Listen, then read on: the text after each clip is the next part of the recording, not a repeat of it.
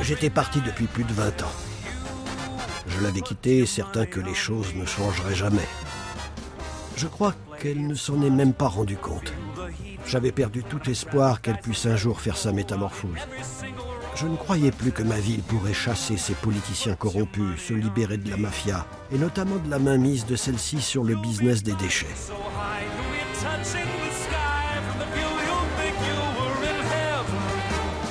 Par-dessus tout, j'avais besoin de m'éloigner de la désillusion et de l'apathie.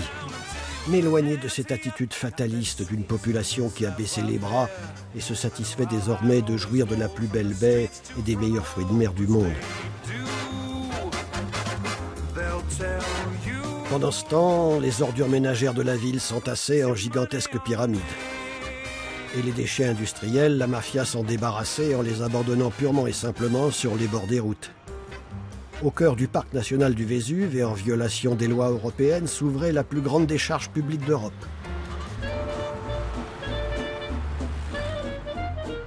Dans ce contexte apocalyptique, débarquait à Naples un professeur américain, l'instigateur du mouvement Zero Waste, zéro déchet. Un homme assez fou pour suggérer que toutes les ordures pourraient être éliminées à l'horizon 2020, même à Naples. Et puis un événement inattendu arriva. Aux élections municipales, un candidat outsider suscita un vaste élan d'espoir en promettant de rompre avec la mafia et de résoudre le problème des déchets. Et vous n'allez pas le croire, le 1er juin 2011, Luigi De Magistris, Gigi pour ses amis, est élu avec 70% des voix. Il promet une réduction radicale des déchets qui sortira Naples du cloaque pour en faire un modèle de ville propre. Chez les Napolitains habitués au miracle, cette promesse suscite un immense enthousiasme. Et moi, je décide de rentrer chez moi. Car comme tous les habitants de cette ville que j'aime et déteste tout à la fois, j'espère que le miracle va s'accomplir.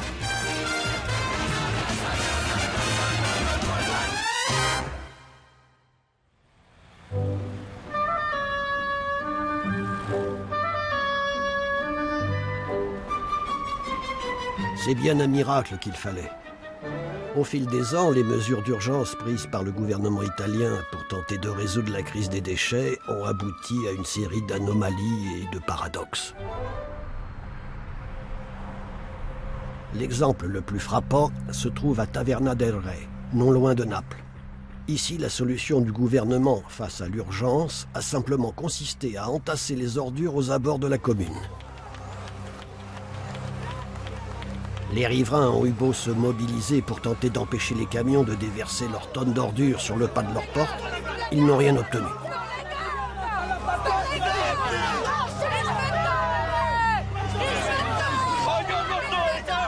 J'ai été particulièrement marqué par les images d'une des manifestantes, Lucia. Elle refusait d'abandonner et résista jusqu'au bout. Elle était tellement désespérée qu'elle a même tenté de s'immoler par le feu.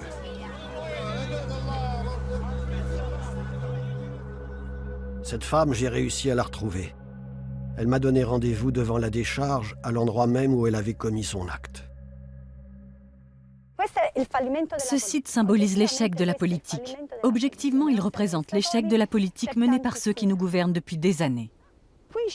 On a ici l'équivalent de 360 stades de foot couverts de balles de déchets qu'on ne peut pas utiliser comme CSR, comme combustible solide de récupération, parce qu'ils ne sont pas triés. On le sait aujourd'hui, c'est officiel. Or, en 2008, le président du Conseil, Romano Prodi, a signé un décret pour en faire des déchets valorisables, donc incinérables. Ça va nous empoisonner encore un peu plus. Même s'il restait des possibilités de tri et d'assainissement, l'incinération les réduirait à néant. Ici, il y avait des pommiers, des abricotiers. Ils étaient en fleurs, certains portaient encore des fruits. Ils ont tout écrasé sur 4 kilomètres. Si vous grimpez sur une de ces pyramides, vous apercevrez la mer qui n'est qu'à quelques encablures. Et en dessous, là où s'arrêtent les dalles de béton qui délimitent le périmètre, il y a des champs de tomates, de melons, de fraises. Toutes ces terres sont à vocation agricole. Enfin, étaient. Maintenant, c'est une décharge.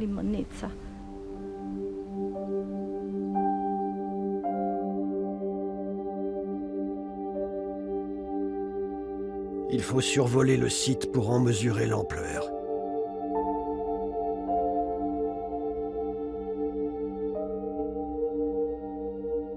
Ce sont les déchets produits à Naples entre 2000 et 2010. 10 millions de balles d'ordures non triées que, paradoxalement, les riverains veulent désormais voir demeurer ici. Pour eux, il serait encore plus dangereux de les incinérer.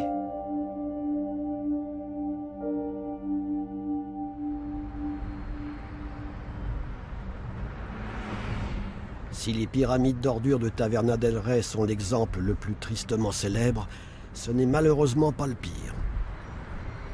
La situation est encore plus catastrophique à l'est de Naples, où décharges et incendies sauvages de déchets industriels toxiques sont monnaie courante.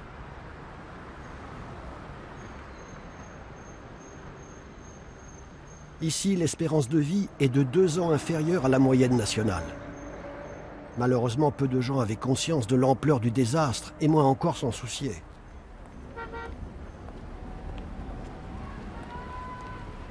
Un incident fortuit vint bouleverser la donne en plaçant le prêtre de la paroisse sous le feu des projecteurs.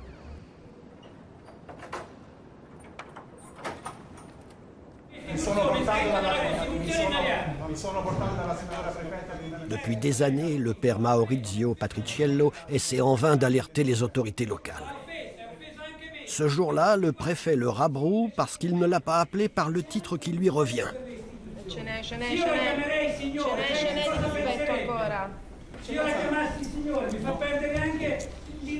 Filmé avec un smartphone et posté sur YouTube, la scène cumula rapidement plus de 100 000 vues. L'incident prit une dimension nationale. J'ai été frappé par la manière dont le prêtre regarde celui qui filme, comme s'il lui demandait de l'aide, un soutien. Je décide d'aller lui parler. Son église se situe dans un lotissement surnommé la Cité Verte, probablement à cause de la couleur des immeubles, à moins que jadis l'endroit ait été vraiment entouré de verdure.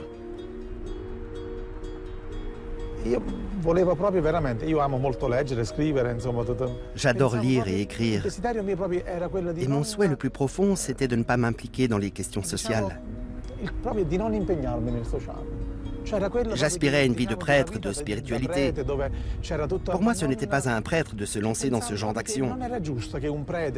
On est déjà trop peu nombreux. Notre rôle est d'aider les consciences, de les sensibiliser, de redonner foi dans les institutions, parce que les gens n'ont plus confiance du tout. Et puis j'ai compris que non, je n'avais pas le choix.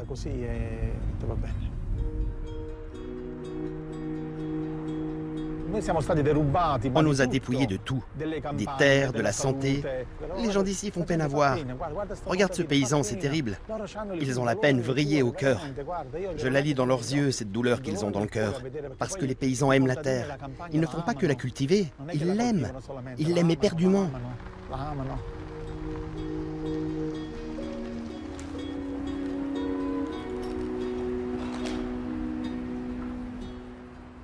Tous ces gens se font berner. Par qui? Par la Camorra, bien sûr. Mais aussi par ceux qui, pour servir leurs intérêts personnels, l'ont laissé faire ce qu'elle voulait. Pourquoi c'est arrivé ici? Pourquoi pas dans les marches? Pourquoi les déchets toxiques partent du nord pour atterrir ici? Évidemment, il y a l'argument de la Camorra, la mafia napolitaine. Évidemment, elle s'est enrichie. Mais la vraie question, c'est celle-ci. Les repentis viennent tous exclusivement des rangs de la Camorra. C'est un détail qui échappe à la plupart des gens. Mais ce qu'on sait, on l'a appris de la bouche des mafieux repentis. Il y en a même un qui a dit que le Seigneur nous pardonne pour ce qu'on a fait. Mais à ce jour, on n'a encore jamais vu un politique dire que le Seigneur nous pardonne pour ce qu'on a laissé faire.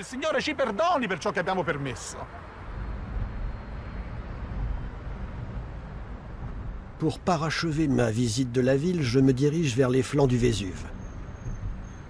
Même le volcan n'a pas échappé à la malédiction des mesures d'urgence, comme le prouvent les ravages du site d'enfouissement Sari, l'un des plus grands d'Europe, situé en plein cœur du parc national du Vésuve. Fin 2010, invoquant la crise et en violation des lois européennes, le gouvernement Berlusconi rouvre le site. La quasi-totalité des déchets de la région doit être entassée dans cette gigantesque carrière, plus vaste que le cratère du volcan lui-même.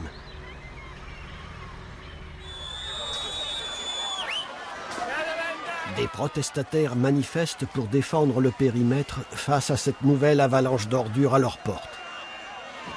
Sur ordre du président du Conseil, l'armée est chargée d'escorter les camions à travers les barricades.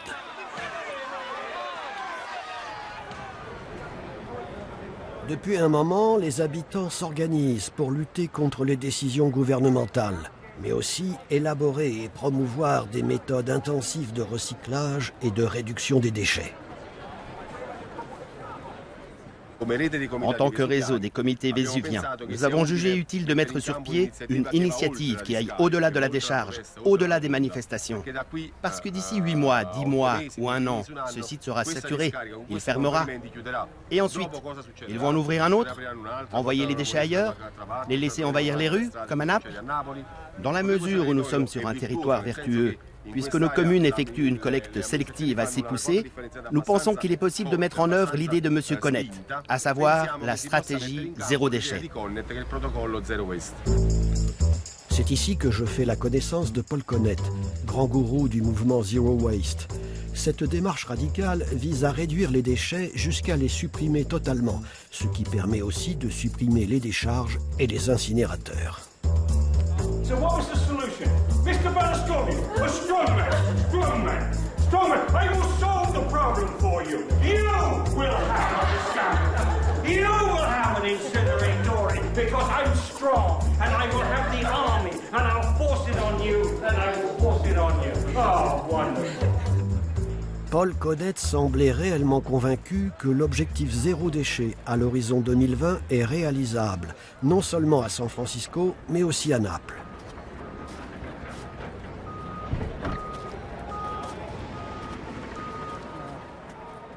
Sacrilege. Sacrilege. The people listen. The people listen. The people are not a problem. But if you don't have the leadership, the political leadership, the people can't do very much. There's some things that we can do. Italian emergency does not overrule European law. It's illegal. This story has to get throughout Europe, throughout the world. The people think of Naples. I think of Naples. Cartari, Cartari. That's Naples. Neapolitan. You know, pizza, singing. It's sunshine. It's swimming. But what it is garbage. Garbage. And it's not the people that are garbage. It's the politicians who are garbage. Those politicians in Naples smell worse than that garbage over there. I have never felt this amazing before. C'est dans cette ambiance que le nouveau maire prend ses fonctions. Les Napolitains attendaient énormément de lui, et moi aussi.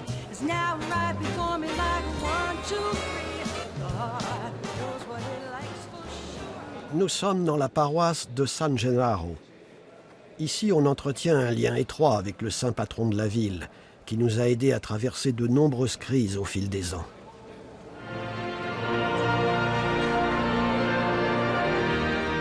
Le sang du saint se liquéfie miraculeusement chaque année. Enfin, presque chaque année. Pour les Napolitains, l'élection de Luigi De Magistris est une vraie bénédiction. Ils comptent aussi sur lui pour faire des miracles. San Gennaro, Saint Janvier, a de nouveau accompli son miracle cette année.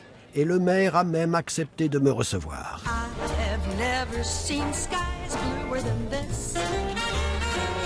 Jusque-là, aucun maire de Naples n'avait daigné répondre à aucune de mes lettres.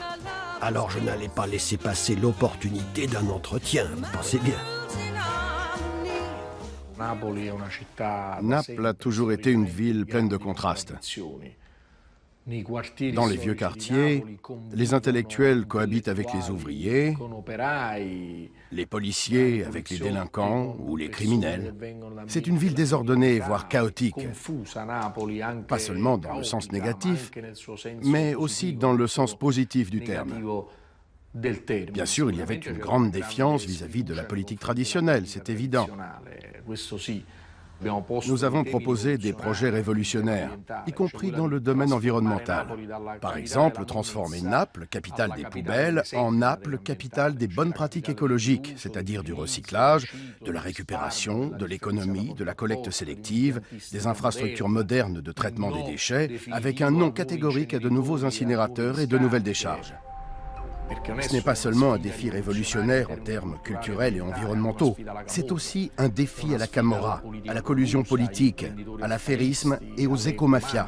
Ça peut paraître utopique, mais nous pensons au contraire que c'est réalisable, peut-être même précisément parce que cela semble utopique.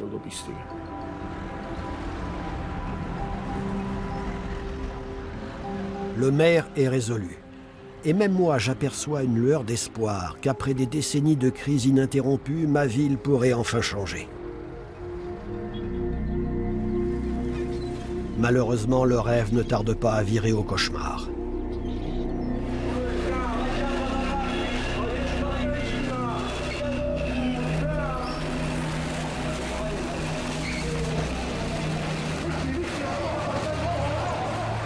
Quelques jours seulement après les élections, Naples est mise à genoux par l'une des pires crises des ordures de ces dernières années.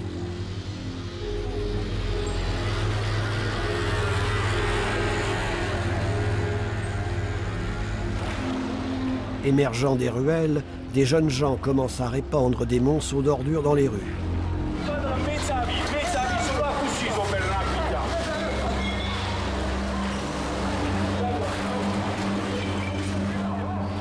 Non c'è tregua per Napoli, i roghi aumentano, le proteste pure, il caldo rende l'odore dell'immondizia ancora più insopportabile e scattano 3 inchieste della Procura di Napoli in seguito all'ennesima emergenza rifiuti. La città è sommersa dai rifiuti e il sindaco parla di una regia della camorra dietro gli incendi e i blocchi stradali degli ultimi giorni.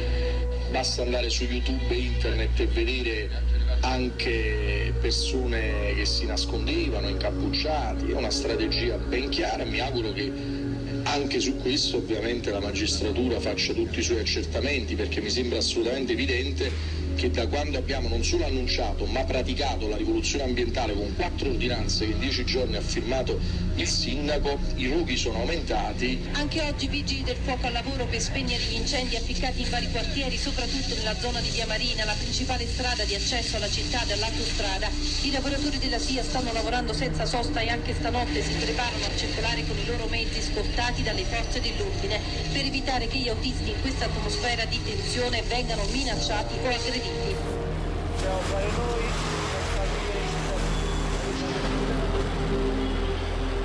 La bataille semble perdue. Le rêve d'un miracle n'aura duré que quelques jours. L'industrie des déchets est trop puissante. Le maire organise une conférence de presse avec son adjoint Tommaso Sodano.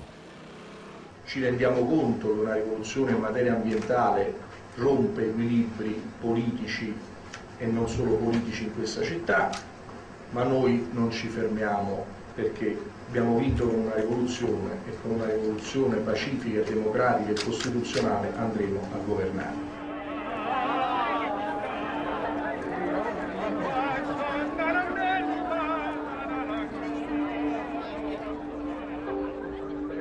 Les citoyens ont très peur que la bataille ne soit perdue avant même d'être engagée.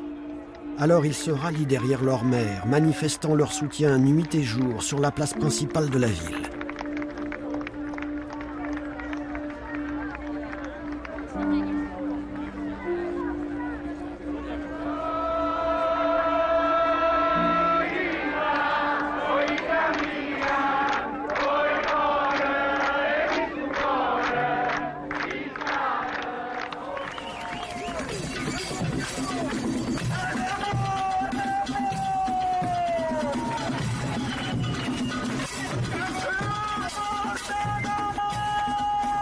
Le courage et l'enthousiasme provocateur prennent le pas sur la résignation.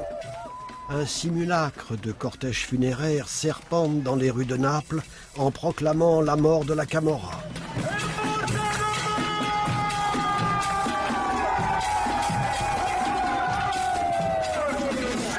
C'est la première fois que les jeunes napolitains défient aussi ouvertement l'organisation criminelle.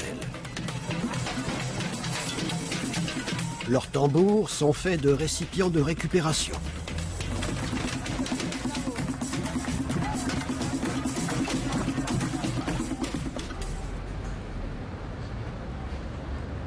À l'hôtel de ville, ancien siège administratif des Bourbons de Naples, l'atmosphère est tendue. Des gardes armés protègent le maire. Pourtant, son adjoint reste optimiste. À notre arrivée, on terminait souvent tard le soir. Alors avec le maire, on descendait manger une pizza et on attendait. Il y avait encore beaucoup de poubelles. Alors on faisait le décompte de ce qu'il restait encore à enlever. 2500 tonnes, 2000, 1800. On attendait l'arrivée des camions pour être sûr qu'ils passaient. On plaisantait en se disant qu'on ne tournait pas rond pour regarder les camions poubelles au lieu de regarder les jolies femmes. C'est vous dire combien on avait à cœur de nettoyer la ville au plus vite.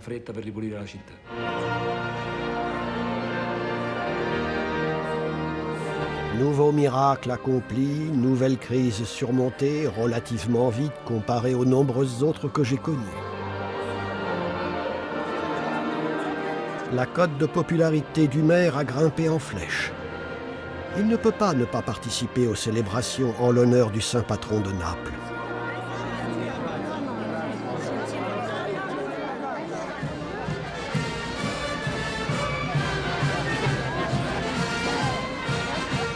La ville est immaculée.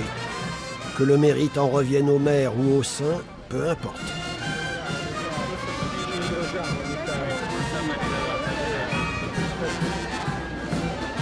C'est le moment pour Luigi De Magistris de mettre en pratique les bonnes intentions de sa campagne, de profiter de sa popularité pour susciter une prise de conscience sur le recyclage et la réduction des déchets. C'est incroyable. Ça montre bien à quel point une seule élection peut tout changer. Depuis plus de 10 ans que je viens à Naples, j'essaie en vain de me faire entendre des hommes politiques. Et voilà que tout à coup, le maire m'invite à venir présider un groupe de travail sur les ressources renouvelables et à parler de la stratégie zéro déchet. Là-dessus, j'apprends que Naples adhère à l'alliance Zero Waste, ce qui en fera la première grande ville sans déchets du monde. C'est fantastique. C'est un rêve qui se réalise. Naples sait ce que c'est que des déchets mal gérés. Elle sait que les ordures sont une calamité. Aujourd'hui, les Napolitains vont vivre une transition vers une utilisation des déchets comme ressource. Ça va être une révolution absolue.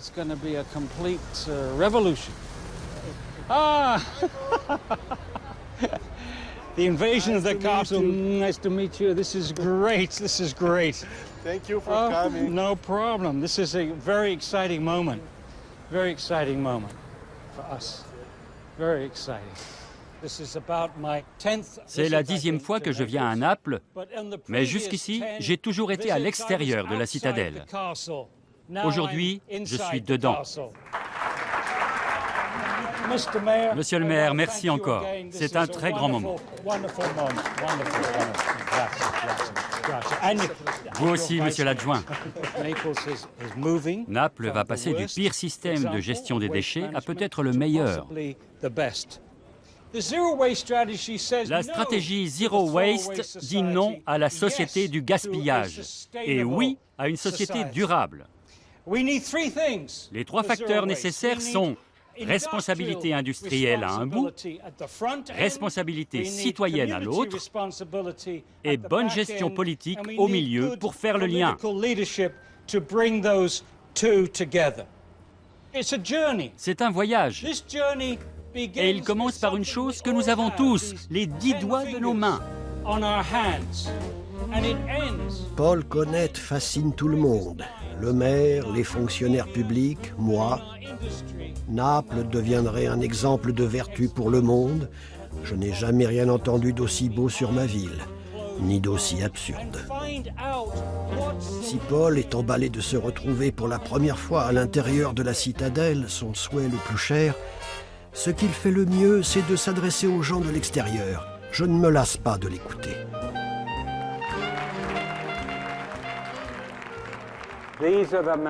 La magie est là, dans ces 10 doigts. Ils peuvent produire des déchets en mélangeant tout ou préserver les ressources en faisant le tri. Ceux qui ont inventé les plastiques étaient très intelligents. Ils ont reçu des prix Nobel, comme Carothers, des prix Nobel pour avoir inventé les matières plastiques. Très, très malin.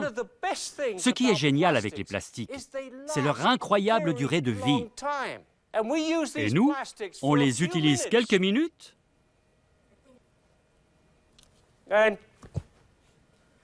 et on les jette. C'est idiot.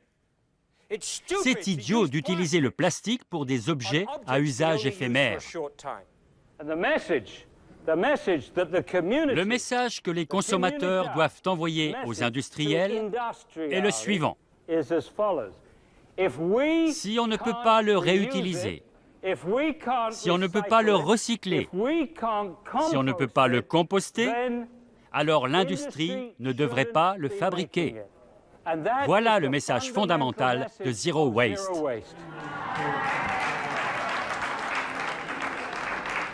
I've never felt this amazing before. Something new that keeps me wanting more. Le maire s'applique désormais à promouvoir la nouvelle image de Naples. Et il profite de l'inauguration de plusieurs grandes manifestations internationales pour en faire la promotion.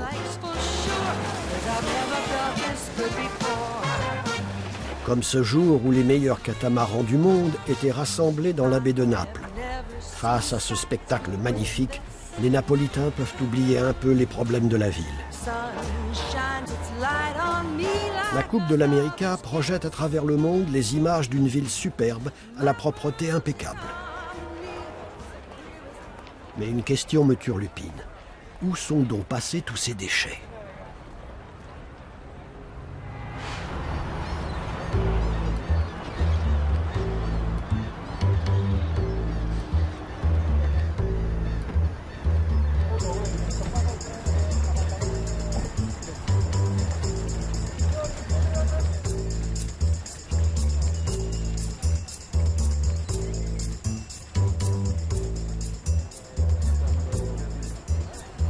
Une équipe de télévision néerlandaise s'était rendue au port pour interviewer l'adjoint au maire. Ce navire part pour les Pays-Bas, mais pourquoi? Eh bien, il part pour les Pays-Bas parce que depuis plusieurs années, la compagnie souffre d'un grave problème de retard. Retard dans la construction des centres de traitement des déchets.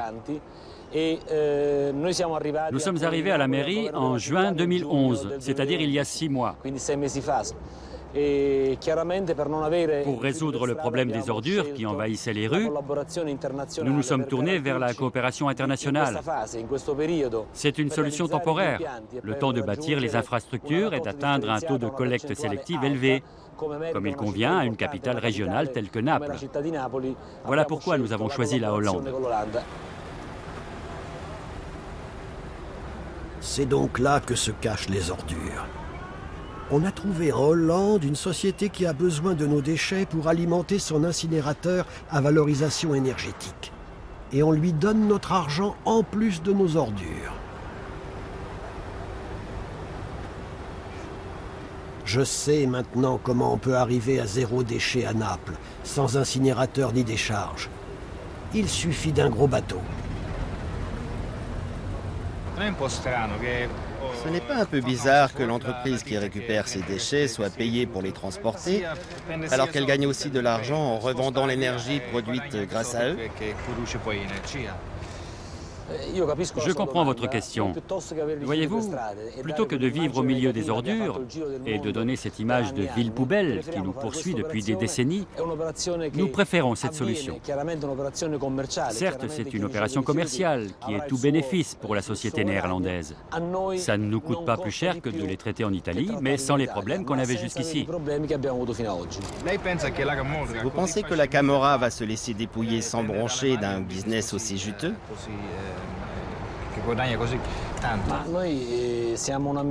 Notre équipe a fait de la lutte contre l'illégalité, contre la Camorra, l'axe central de son action.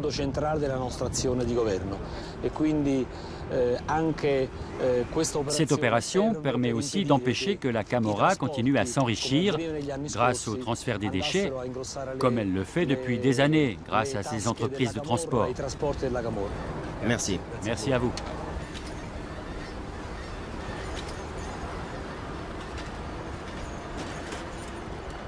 Pourquoi ces balles d'ordures sont-elles si recherchées? Pourquoi partent-elles aux Pays-Bas alors que celles de Taverna del Rey restent entassées en pyramide depuis l'an 2000? La réponse doit se trouver dans ce qu'elles contiennent. Je décide de chercher où ces belles balles blanches ont été compactées et à partir de quoi.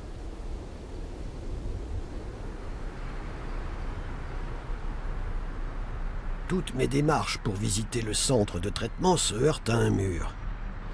Je suis sur le point d'abandonner quand on m'informe que le directeur a reçu l'autorisation de me recevoir.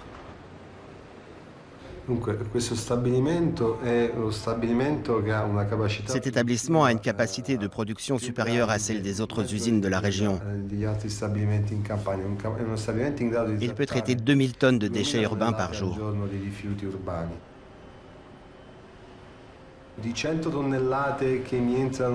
Sur 100 tonnes qui arrivent sur le site, nous récupérons 70 tonnes de matière sèche, une trentaine de tonnes de matière organique et un petit pourcentage de matériaux métalliques.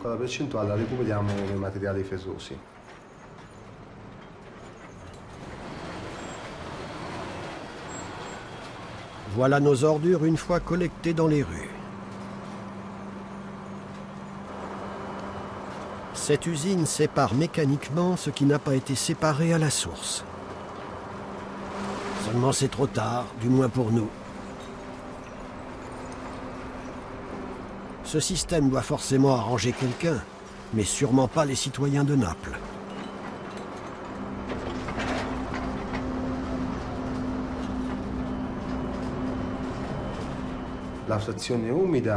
La matière organique est envoyée à la décharge.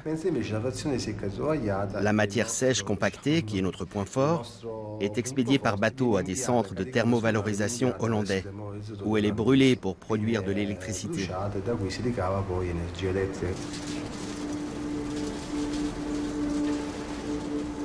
Voici donc ce que contiennent ces balles. Voilà ce qu'on envoie aux Pays-Bas. Pas toutes nos ordures, seulement la matière sèche, spécialité de la maison. Et de quoi se compose-t-elle, cette matière sèche? De papier et de plastique. Autrement dit, la crème de nos déchets, la portion la plus facile à brûler, mais aussi à recycler si elle est triée à la source.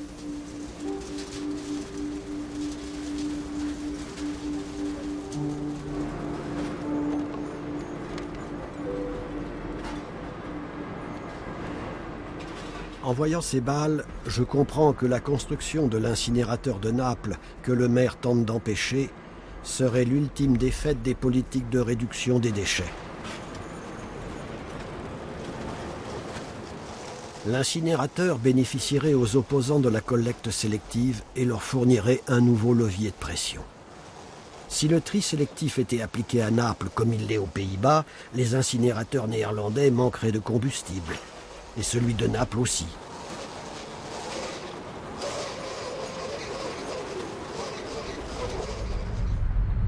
À côté de ce centre de tri se dresse une autre usine immense dédiée au recyclage du plastique.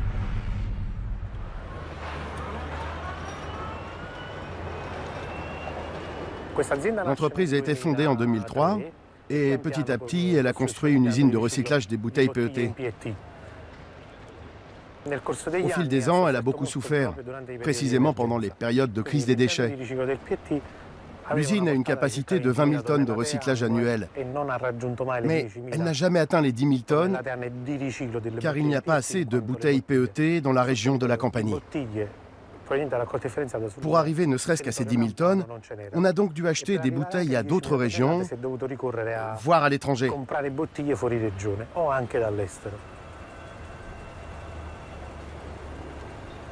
D'un côté, nous envoyons aux Pays-Bas le papier et le plastique que nous n'arrivons pas à trier à la source. De l'autre, nous importons du plastique parce que notre usine de recyclage manque de matières premières pour fonctionner.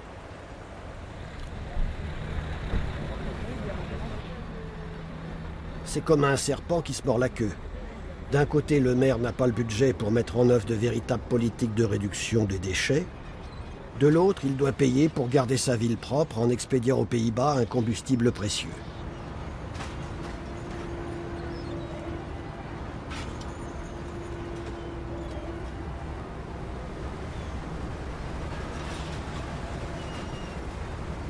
Le navire ne symbolise pas seulement la défaite de la mafia, mais aussi celle des politiques de réduction des déchets.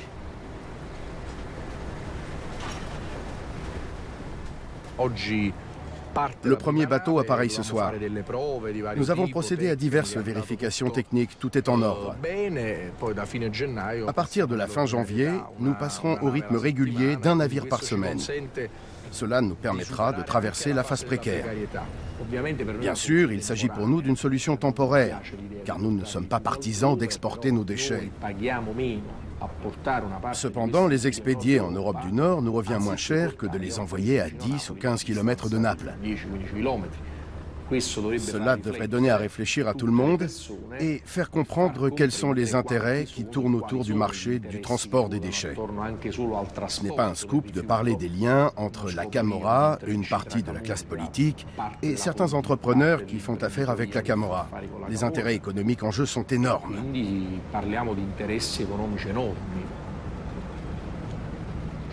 Si j'ai 30 mètres de poubelles cumulées sur le trottoir, je dois faire appel à une entreprise capable de me donner rapidement les moyens de les enlever. Les entreprises à même de réagir vite sont bien souvent celles qui sont liées à la Camorra, donc au crime organisé. Or, si la Camorra est prête à te fournir un camion, un trou pour y installer une décharge et le ciment nécessaire s'il faut couler une dalle, je la vois mal organiser des équipes pour effectuer la collecte sélective. Ça ne les intéresse pas. Ce ne serait pas assez rentable. La Camorra cherche les gros profits. Le maire a atteint son objectif principal, rompre le lien entre l'industrie des déchets et la mafia. Les procédures judiciaires sur les catastrophes écologiques commencent à apporter des résultats concrets. Certains prévenus ont fourni au parquet des pièces révélant des faits jusqu'alors inimaginables.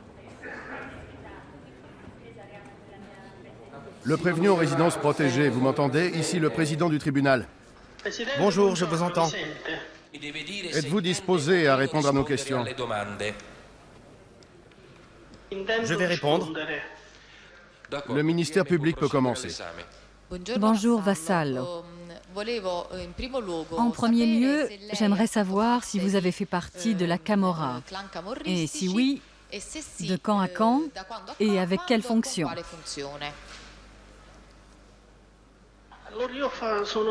J'étais membre de la famille Bidognetti, du clan des Casalesi.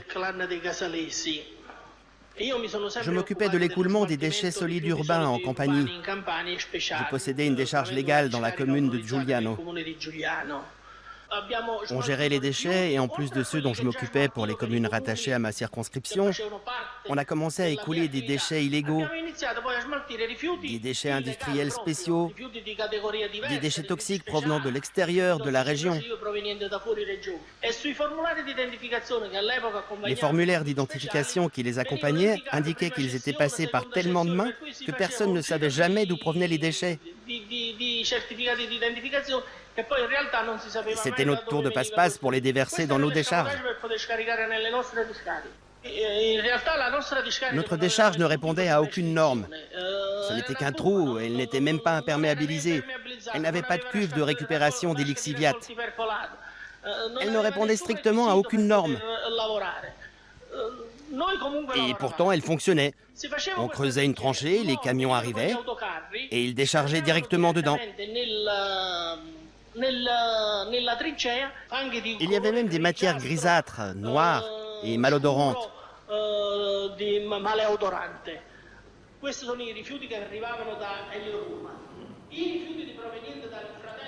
La joie d'entendre enfin quelqu'un briser l'omerta se teinte d'angoisse à l'écoute de ces récits terrifiants dont la seule conclusion est que le pire reste encore à venir.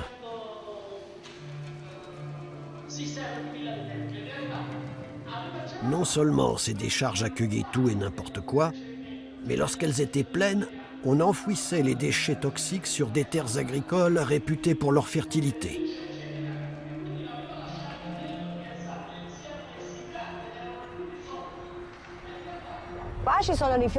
Ici, on a les déchets industriels toxiques du Nord, authentifiés avec certificat et compagnie. Et puis, quand il a appris l'existence de ces sites d'enfouissement, au moment le plus critique de la crise, le commissariat d'urgence a décidé d'entasser ces fameuses balles dessus, alors qu'il savait parfaitement que les sites n'étaient pas aux normes. Ce sont les déchets industriels toxiques de la société ACNA, basée en Ligurie. On a entassé les balles là-dessus et la combustion provoque des émanations permanentes. Les déchets toxiques dégagent des fumées qui traversent le sol. Ce même sol, cette même terre qui continue de produire des aliments, des fruits et des légumes poussent sur les sites d'enfouissement. Selon des études récentes, ces terres ravagées devront être évacuées d'ici 10 ou 20 ans. C'est un champ de brocolis au fumerol. Ce sont des brocolis raves. Ici, on les appelle friarelli, les célèbres friarelli napolitains. Ceux-ci vont être labourés pour planter des tomates grappes. C'est ce qu'on cultive le plus ici.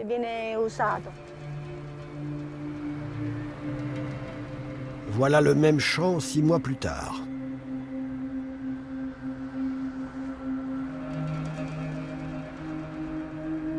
C'est ici que nous cultivons les denrées si appétissantes qui se retrouvent sur les tables d'Italie et partout en Europe. Toute la région produit toujours des fruits très demandés. Les pêchés courent jusqu'au pied des pyramides de déchets de Taverna del Re.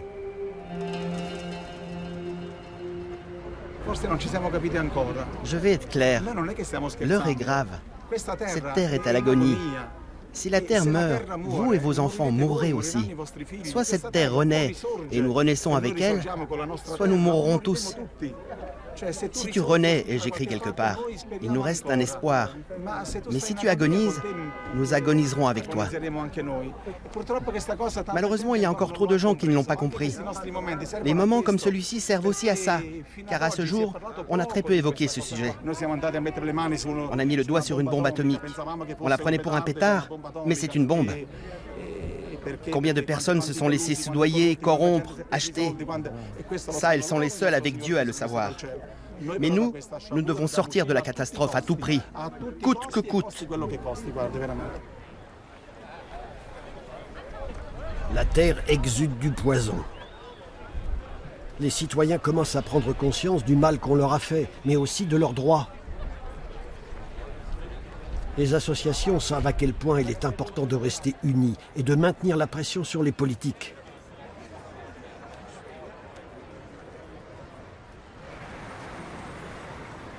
Le comité de surveillance Zero Waste se réunit à l'hôtel de ville de Naples. Constitué de représentants de plusieurs collectifs et associations, il a pour mission de surveiller les mesures prises par la ville en direction de l'objectif zéro déchet.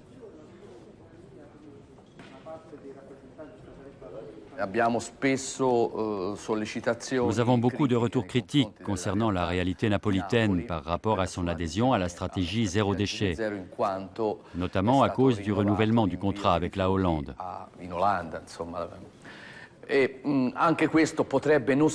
Cette méthode n'est pas forcément scandaleuse, parce qu'une telle transition à Naples ne peut pas se faire en 8 mois.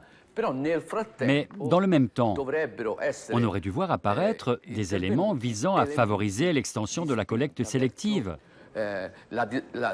démarrer la construction de sites de compostage et de recyclage, constater si ça a créé de nouveaux emplois. Il faut faire des bilans périodiques pour pouvoir, sur la base de ces bilans, dire honnêtement au maire, puisque c'est lui notre interlocuteur, les choses avancent, mais très lentement. Ou alors, ça n'avance pas du tout. Pour nous, le fait que le maire persiste à dire « il n'y aura plus de décharge sur mon territoire », vraiment, c'est très important. Mais ce qui me frappe dans ces critiques, j'ai conscience des problèmes économiques, de la difficulté de mise en œuvre, mais il faut d'abord consolider les résultats obtenus sur le terrain, tenter de préserver ce que chacun, par ses efforts, essaie d'accomplir. Le problème, ce n'est pas seulement qui collecte et qui organise. Il n'y a personne qui surveille. On n'a pas de policiers, aucune autorité pour contrôler. Alors voilà, est-ce que quelqu'un peut s'en charger?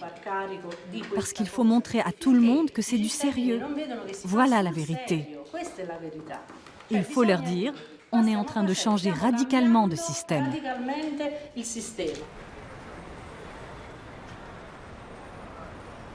Naples n'a pas connu d'autre crise des ordures depuis l'élection de Luigi De Magistris. Si la collecte sélective s'est mise en place, le miracle du zéro déchet que j'espérais ne s'est pas produit. Des groupes de pression ont posé des questions sans obtenir aucune réponse. Moi non plus, je n'arrive plus à joindre le maire. L'été bat son plein et la ville est désertée. Ceux qui en ont les moyens sont partis en vacances. Ceux qui ne les ont pas descendent à la plage.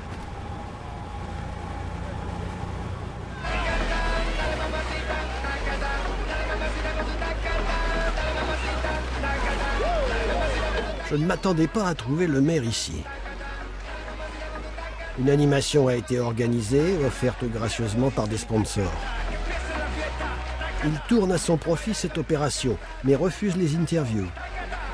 Nous nous donnons rendez-vous chez lui dans l'après-midi.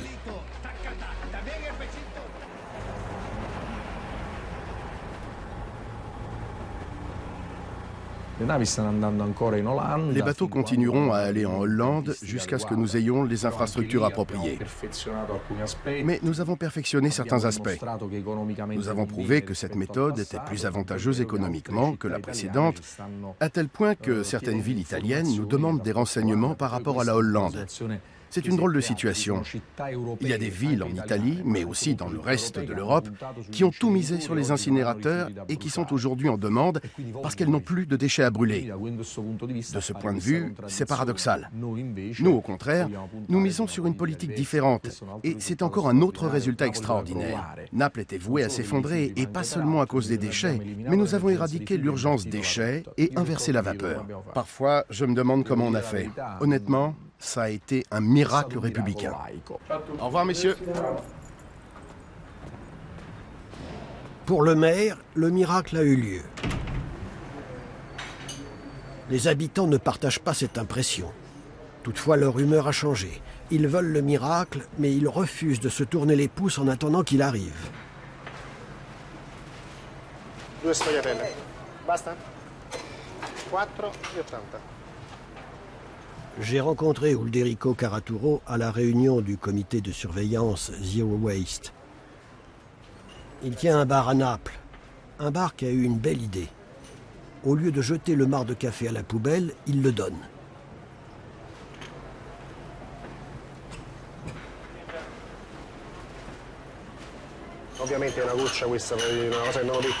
Évidemment, ce n'est qu'une goutte d'eau dans l'océan.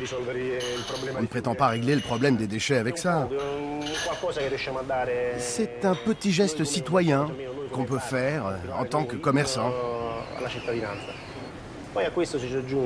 Si on y ajoute par exemple, avec le café il y a le sucre, alors on a pensé à quelque chose du même style pour la consommation de sucre. On raconte que les nouvelles normes interdisent l'utilisation du sucrier, mais ce n'est pas vrai. Le sucrier doseur à couvercle fermé n'est pas interdit. On connaît le pouvoir des lobbies industriels dès qu'il s'agit de faire passer des normes. Ils avaient tout intérêt à vendre le sucre en sachet. On a consulté les règlements, on a trouvé la solution et on a définitivement supprimé les sachets de sucre du comptoir. Beaucoup de gens ne les utilisent pas complètement. Ils en prennent un peu et laissent le reste. Le serveur le ramasse et le jette. Si tu multiplies 1000 cafés par 1000 sachets chaque jour, imagine la quantité qui atterrit à la poubelle sans aucune raison.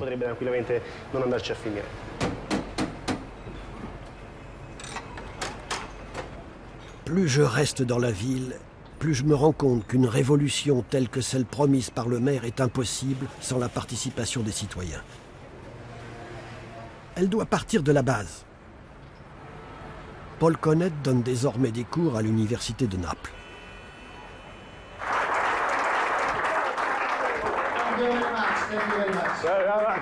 I always like to end with a little song. A little song? You want the song? Oh. No ali incineratori, no ali incineratori, no ali incineratori. C'est vrai, Paul Connet et Luigi De Magistris sont tous deux des rêveurs qui n'ont peut-être pas bien pris la mesure de la réalité. Mais s'il l'avait fait, que se serait-il passé? La réalité a été prise en compte par le passé pour aboutir à quoi? Proclamation de l'état d'urgence, camions poubelles escortés par l'armée, pyramide de déchets et tractation avec la mafia pour nettoyer rapidement la ville. Certes, Naples n'en sera peut-être pas à zéro déchet en 2020, mais elle s'est engagée résolument sur cette voie. Et personne ne pourra revenir en arrière. Quant à moi, j'ai pris conscience que trouver du réconfort dans la plus belle baie du monde ne veut pas dire abandonner tout espoir pour la ville. Les citoyens savent que le changement est possible. J'aime à le considérer comme un miracle, tel qu'il en arrive ici. Si assez de gens le veulent, Saint-Janvier ne peut pas dire non.